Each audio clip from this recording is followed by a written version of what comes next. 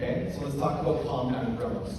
So the problem with this sales chart, where we got the evergreen engine going, we got the one Black Friday sale, what's the big problem with this? There's a big problem. Okay, because when you have a big opportunity like Black Friday coming, you're like, well, the year kind of sucked. Like how terrible the rest of the year was. It was okay. But you're like, this is my big opportunity. I gotta make it work. So what am I gonna need? I'm gonna need more ad spend. I'm gonna need more inventory. But I don't know if it's gonna go well, so how much? How much should I risk? How much money should I get? How much inventory should I get? And it's kind of terrifying. And the problem makes it even more terrifying is, what did I say about flat diagonals? Cash is spent. Okay, so there's this big moment coming, you got no cash. So what do? Okay, we need more cash injections throughout the year. I hope that's making sense. Okay, so most stores, like you guys saw with my example earlier with the high-end jewelry brand, most people do 2 big events in the year. And they typically piggyback off of gifting moments in the year.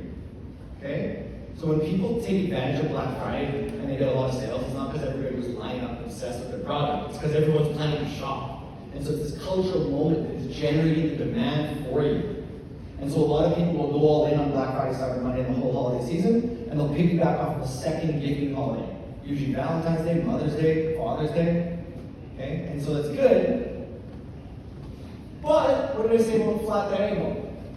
Cash is still tight in between those 2 things. And ain't this the truth?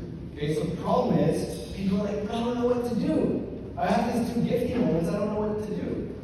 And the most important thing that you could do is drive your own demand. Don't piggyback off of gifting holidays only. Okay, so you need to drive your own demand in your off-season. When you have a flat thing like this, you're just like, oh my goodness, I gotta get the evergreen thing working better. You're trying so hard to get better ROAS and all that, and that's bad. Okay? So, the most successful brands that I know and work with follow a 4 promo spike model at a minimum. At a minimum. Anybody have any direct-to-consumer e-commerce brands you follow? I definitely do. Success. Yeah?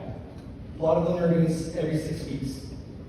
I wouldn't say any more than that, but every 6 weeks or quarterly at a minimum. Okay, so what we need to do is we're going to piggyback off those 2 gifting holidays, and then we're going to introduce 2 more promo spikes. And with the 2 additional promo spikes, we are going to generate the demand through our own narrative. And this is a powerful skill to have. Why is it so powerful? Because I can generate sales on demand anytime I want. Very powerful. Okay, so let's talk about what the 4 promo spikes typically are. You probably can already guess the standard spikes are like the holidays, the gifting moment, but then you need to generate demand with new events during your down periods. By far, my favorite, what do you think my favorite one's going to be? 3, 2, 1? Product launches. Okay, product launches. Why do I like product launches so much? We're not discounting. We're selling to people who already know us and like us and love us. We can generate demand with a product launch. Most of the times when I talk to Shopify merchants, I say, have you ever done a product launch? They're like, yeah. I'm like, did you just send out 1 email? Yeah. Okay, so a lot of people think sending out an email is a product launch. And it's not. You want to treat a product launch with the same gravity and magnitude as you would a Black Friday or Cyber Monday campaign. Okay, so you want to build early access lists. You want a VIP offer. You want 10 to 12 emails that you send out. You want to merchandise your website. You want retargeting ads. There's a whole playbook. Okay? And then the 4th kind is a cultural moment that interacts uniquely with your narrative.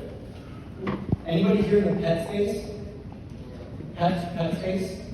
Selling things for pets? Anybody? Yeah, pets? Okay, pet space. Would you ever do a back to school campaign? No. Would you celebrate National Pet Day? Yes. Yeah. Okay? And so you got to find a moment in the year that you attach yourself to and treat it like it's the biggest event, bigger than Black Friday. You celebrate it year after year, and it keeps getting bigger. And we're going to do National Pet Day. We're going to show all of our customers and all the pets. We're going to do a product launch. We're going to do a sale. We're going to do everything. Okay? And so these are like the 4 things that you kind of want to plan on. And this is what it looks like when you build this cadence of 4 events a year versus just evergreen 1 event per year. Your Black Friday by the end of the year is going to be way bigger. Because your momentum compounds. Hit me up sometime. I did a whole presentation with a math behind this. But every single time you do a promotion, it increases the base by a multiple. Okay? I'll tell you why. We call this the compounding promo effect. And every single spike that you're seeing right now establishes the base of the next spike. Okay, so you're always having a new influx of new customers and repeat customers every single time. More new customers come in, more new customers come back.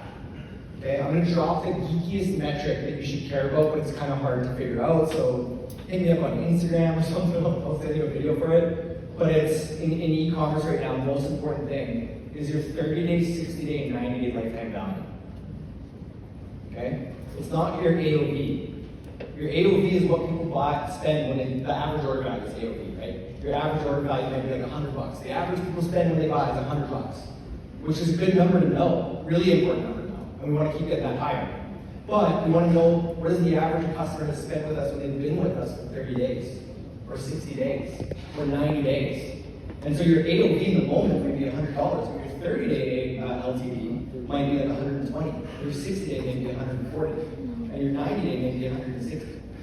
And so you can factor that into how aggressive you want to be with ads, and you know you're going to get a bigger return over 90 days.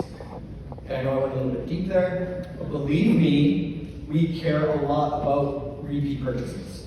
Okay, we care a lot about repeat purchases, because the second time a customer buys, there's no longer this hefty acquisition cost with ads. So there's more profit on the second purchase, the third purchase, and the fourth purchase. And these events give your customer a reason to come back. Okay? They get excited. They're like, oh, my favorite brand is having a sale, or an event, or a product launch. All right, so there it is. Okay, as this wave builds, you're constantly increasing the value of the subsequent spike. Yeah, feel free to take a photo for sure. If you guys want to post these, tag us, Merchant Mastery, or you share. Okay, so let's look at a couple examples. This is my gal, Jess. She's out of Montreal in Canada. And she has a sport accessory company.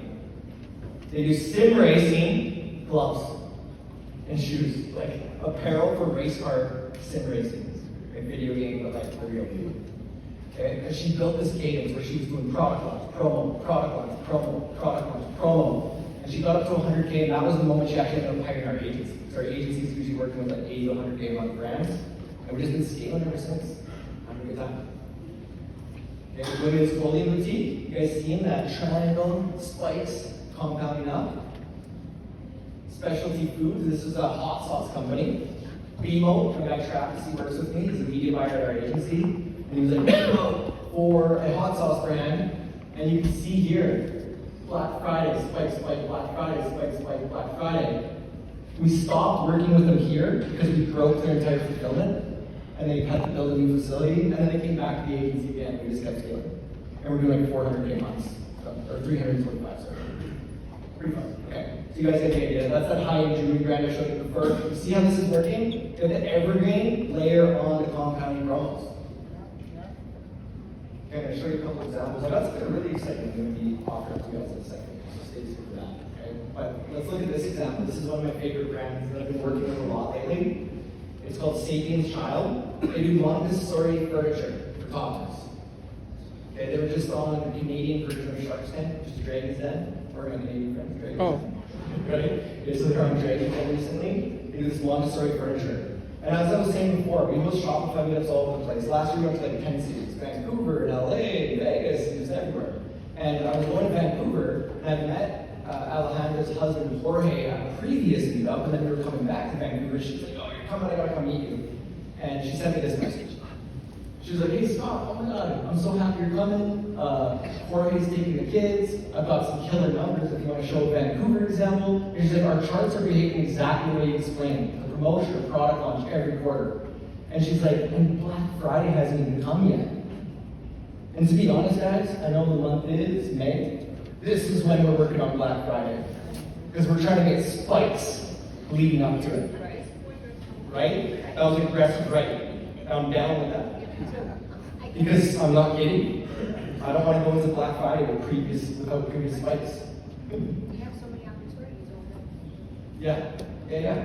Okay? And so she got this good cadence going, and then she sends me this after Black Friday. This was just like November. And she's like, oh my God, I can't believe I'm saying this.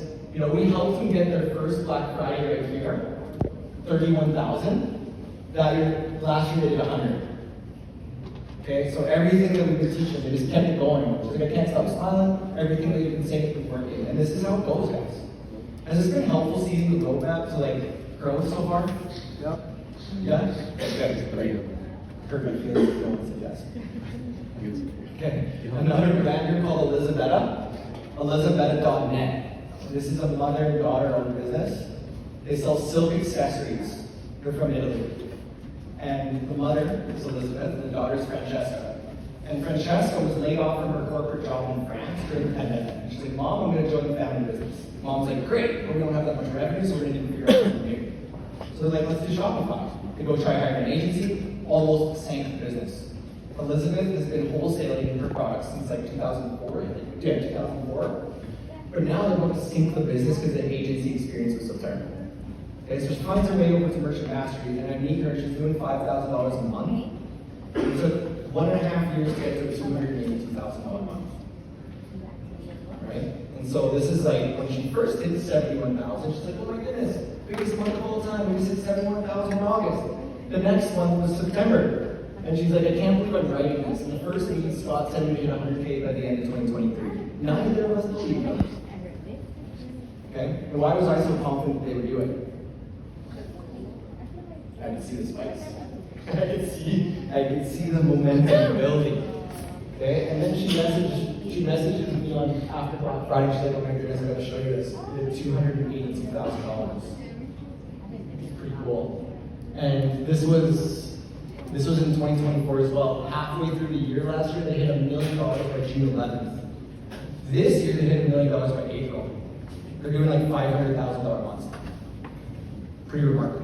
And they've added on other channels. They've added on Google. They've added on some like marketplaces. That's what you do later. I'm not a channel hater. Just one at a time. Okay? We don't want to spread ourselves thin, so we master one.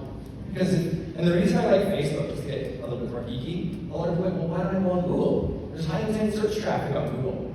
I got a couple buddies who are top Google agencies in the world, one in the UK, one in Scottsdale. They're always sending people like Scott and not ready for Google. You gotta help them with their messaging. Because you might think you're gonna get after this high intent traffic, but then they see your website and it's that founder curse I was telling you about. And you're like, yeah, I'm not buying from this one. Okay, so you want to go on to Meta, Facebook, and Instagram, which is an interruptive platform. That's what it's called, interruptive platform. Nobody's searching for your products on Facebook. So if you can interrupt their day, compel them to leave what they were doing and come by, we know we got a good message. And so we always start with Meta. We're like top 3% Google advertising partner in Canada. We're an assortment kind of Google. We like to start with Meta first. All right, and then brand skincare, it's the same thing. So in Merchant Mastery, I told you we teach everybody how to do the 4 pillars. We also teach everybody how to run these promotions. Okay? So last year we did 4 trainings. We did the 4-part compound promo series where you plan out your events and launch your first campaign. We did a product launch training, shows you how to kill a product launch. We did a summer sale training and a Black Friday training. Okay, so I'm like, oh, well, I got my evergreen thing going in the summer. I still got a little time to after Black Friday, and I got these 2 cute little spikes towards the end of the year. Okay, which I'm very excited about. Why was I so excited? Because I'm just getting started. These are the first couple spikes. I did a autumn sale, was that first little bump, and then my holiday sale was the next one. Okay? So that's how it goes. And then remember I said I would show you Black graphic goods.